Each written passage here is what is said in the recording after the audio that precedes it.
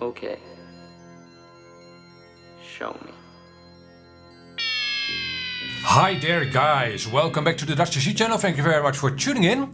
And this here is the Diatone TMC Intrepid Airblade 4K 3-inch something. Yeah, okay, so I've had this quadcopter for approximately 7 or 8 months. Yeah, and that in itself means that I quite like this quadcopter. Otherwise I wouldn't have held on to this quadcopter.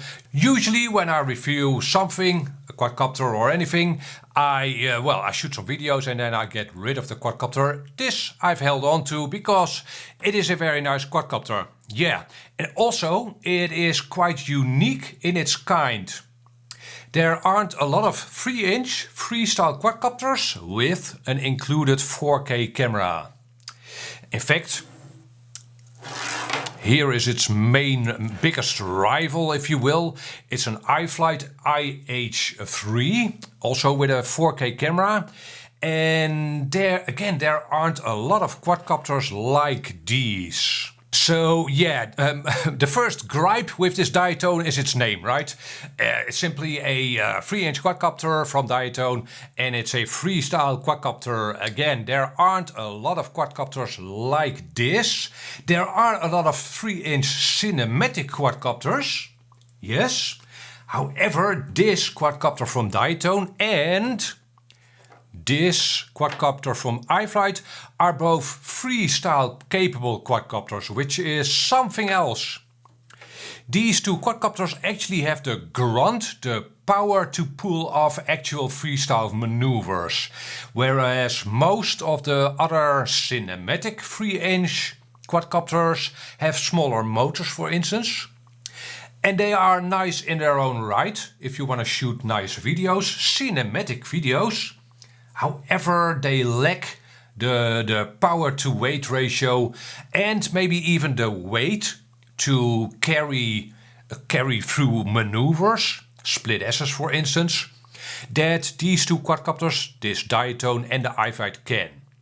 So in this video I'm gonna give you my thoughts on this quadcopter, and I'm gonna tell you whether you should consider it, since it's still available and still it's a pretty unique kind of quadcopter. Here we go. So let me actually start by showing you a recording I made today. Yeah, I shot this video here today, and I was mostly just scouting out this location, seeing if it's interesting, nice to fly at. And it's a very nice looking location, this. But it's not that interesting. Oh well. Yeah, so also I should add that my Intrepid now has the Runcam hybrid 4K camera, whereas the original Diatone comes with a Caddx Target 4K. So if you'd order this quadcopter, you'd receive it with a Caddx camera. And the major difference between those two cameras is that the Caddx records in slightly lower contrast, maybe slightly lower saturation as well, but that results in a slightly different light handling. But both cameras, the Runcam and the Caddx camera, are pretty similar. Yeah, there are certain differences in the way they operate, but again, this video here, this flight, basically goes to show that you can use this Diatone quadcopter as a cinematic quadcopter as well. So you don't have to use it as an acro freestyle quadcopter. You can definitely very well shoot cinematic recordings with this camera, or with this quadcopter, sorry. As you can tell, its weight, it's a little heavier than a typical cinematic quadcopter because it has bigger motors and a beefier frame. That weight also makes it a little more stable, making it actually easier to keep the altitude constant and the footage stable, if you will. So yeah, on top of that, it's a faster quadcopter as well. I fly mine at a pretty high camera angle, approximately 40 degrees. So with that you can get its speed up nice and high. Yeah, and again, I think this clip here shows very well the cinematic capabilities of this quadcopter also has.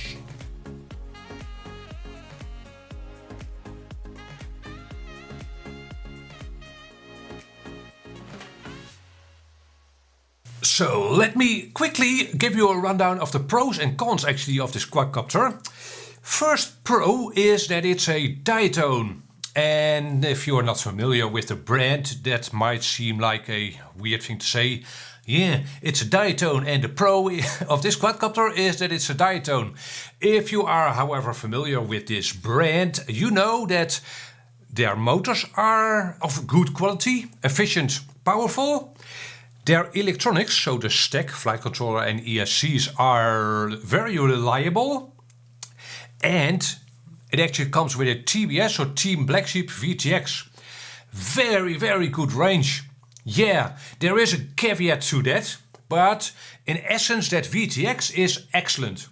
And it works out very well for me.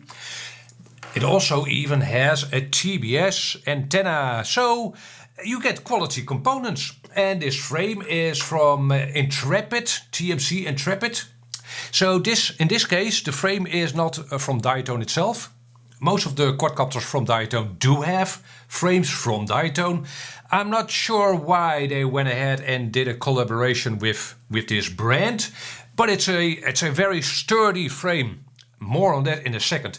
So getting back to the reception with that TBS setup, VTX and antenna, for me that works out because I run this quadcopter at a high angle, approximately 40-45 degrees, which is probably more than most people will. And you can see that it has a stubby antenna and not on a stalk. So if you have your battery on top of the quadcopter, bang, battery, that antenna can easily hide behind this Lipo. Yeah, for me, again, that's not a problem because I run the quadcopter at a high angle, and for me that antenna most often pokes above the Lipo. However, this is something you should consider if you are a relative beginner, or maybe you want to only fly the quadcopter slowly. I'm not sure why you'd want this quadcopter in that case. But yeah, you'll have to be the judge. If you don't want to be flying the quadcopter at a pretty high angle, from approximately, I think, 35-ish degrees, this will work out, this quadcopter. However, if you want to fly it at a lower angle, you'll have to replace that antenna with one with a longer stalk, so that it extends further above or further away from the quadcopter. And I think that might be the biggest con of this quadcopter actually, this here.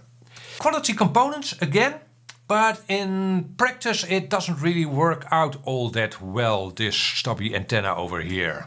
So on a racing quadcopter this setup might work out well, might work out perfectly. However, if you are flying further away, which is possible with a quadcopter like this of course, while flying away from yourself this will still work. However, if you then turn around flying back to yourself, that FPV reception will suddenly degrade quite a bit. Yeah, so again, I have not really had much of an issue with it since I'm flying the quadcopter at a steep angle. You'll have to be the judge. Okay, and the second con of this kind of quadcopter, a freestyle 3-inch quadcopter with included 4K camera, is that the flight time is shorter than on a cinematic quadcopter. Again, this setup is aimed at providing you with the actual power to pull off freestyle maneuvers, and that has its cost. This setup simply eats more power. In a couple of minutes I'll show you a couple of batteries for this quadcopter and what the flight time would be with those. But again, with a similar Lipo, the flight time with a quadcopter like this, so not only this one but also the iFlight, will be slightly shorter than on a cinematic 3-inch quadcopter. Makes sense, I hope. And that is actually all the cons of this quadcopter. Again, slightly shorter flight time, and you'll have to be wary of this antenna. Maybe you'll have to replace it.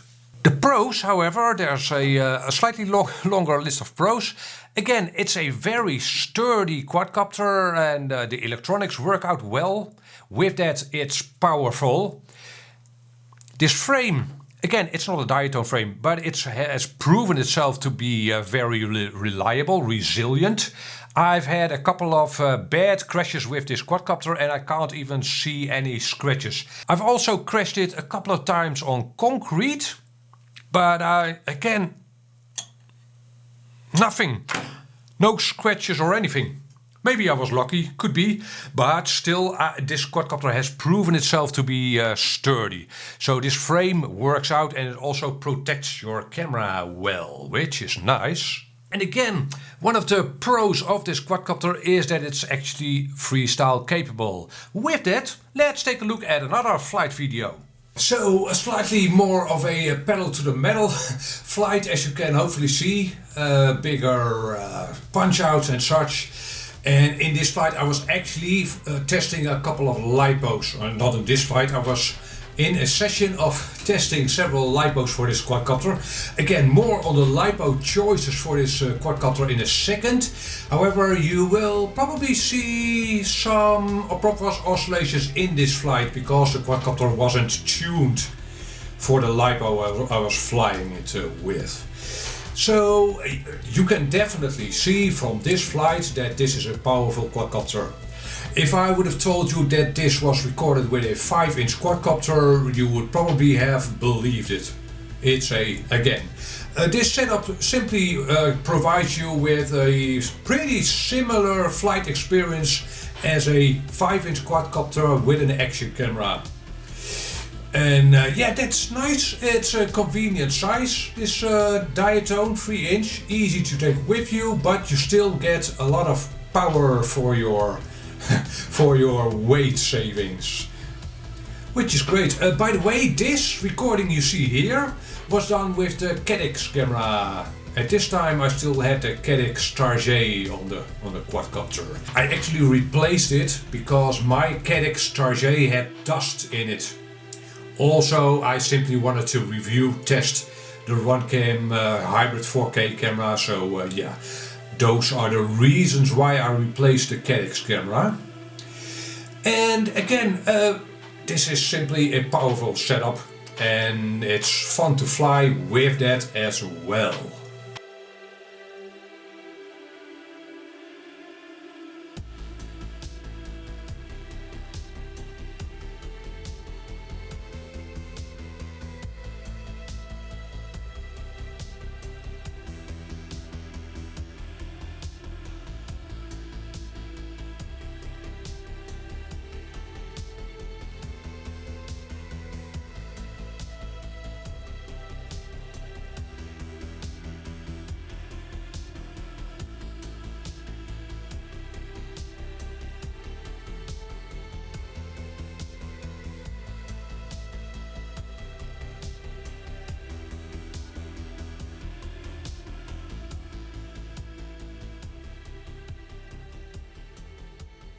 So, Lipo choices for this Diatone quadcopter. They definitely threw me a curveball, so it's important to, especially if you are interested in this quadcopter, you want to know what Lipos to use, obviously.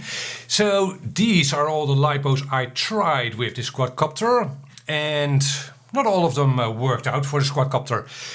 This here is a Hyperion, what is it, a G8? Yeah, it's a G8, 900 milliamp hour 4S. Now this is a good Lipo, however it's too big and heavy for this quadcopter. Somehow, I'm not sure why, but somehow this quadcopter doesn't like big heavy Lipos. Yeah, you'd think it would, and actually that iFlight does like heavier Lipos, but this one, yeah, you'll get a lot of propellers oscillation with this quadcopter somehow, and I haven't been able to. Maybe you are a better tuner than I am, but there's also no real reason to go for a massive Lipo on this quadcopter. So this 900 mAh Hyperion, you will end up with a long flight time, but the performance will suffer, so it's a non-option for me. Then this one, you will probably know that this is not going to work out, right? These tattoo Lipos are basically not really multi-rotor capable. These aren't the R-line Lipos like these two are. These Lipos generally fare well on RC airplanes. They are fine for that. On quadcopters, this one actually does work on this TMC Airblade from Diatone. However, the flight time will be short. Yeah, so again, you can definitely run the quadcopter on this Lipo. And for instance, if you want to do a cinematic run only, you'd end up with a flight time of 3.5 minutes maximum. That's it. So that's not really what you want. And on top of that, you won't be able to do freestyle flights on this Lipo. Yeah, you can, 1 minute flight time. So no, that's not an option either. Then this one, this is again a 4S Lipo, 500 mAh from Hobby King, graphene, their newest Panther graphene Lipos. And yeah, this is probably actually a 650 mAh battery. That's what Hobby King does. And well, it doesn't really matter. This one does work out on this TMC Airblade, and you'll end up with a mixed flight of approximately 4.5 to a maximum of 5 minutes. If you want to do a cruising run, you can stretch it to 6 minutes on a Lipo like this. So again, this graphene Panther 500 mAh 4S from Hobby King does work out on this Diatone. Then we've got this 650 mAh 4S Tattoo R-Line. This one also works out, and it's pretty similar in performance actually than this Hobby King Lipo, the Panther graphene. I'd say that this one generally gets a little less warm, so that leads me to think that this one can potentially deliver more amps. But the quadcopter doesn't pull like 120 amps. It's a 3-inch quadcopter, right? So the amp draw isn't that high. Both of these Lipos can easily manage this quadcopter for a reasonable flight time. And then this last Lipo, same thing as this Hyperion Lipo. This 850 mAh Tattoo R-Line is simply too big. Again, yes, you do end up with a long flight time, but you'll have quite a lot of propulse oscillation. You will see that the quadcopter is definitely not happy with a big Lipo like this. And again, it's not really needed either. Again, with these two Lipos, the flight time will be pretty okay. And I'd say if you want to do more flying, get more Lipos. In between the packs, the electronics can cool down a bit. This doesn't really work out well on a freestyle quadcopter. So guys, the TMC Airblade Intrepid version 2 Ultra Plus 4K from Diatone Extra. Yeah, far too long a name. That's one of the major cons of this quadcopter, but it's a very capable quadcopter and it's held up. The electronics are great and the frame worked out well as well. And one con you might have with this quadcopter is its looks, and that's a personal thing, of course. I don't think it's the best looking quadcopter ever, but that's for you to decide. However, if you are only slightly interested in this quadcopter or a quadcopter of its kind, I'd say go for it. It's worth its money. So that's basically my verdict on this Diatone quadcopter, my long-term review. By the way, if you are watching this video hoping there'd be all kinds of information, I've already done an unboxing show and tell with all the ins and outs on this quadcopter, and I'll link to that up there in the upper right corner.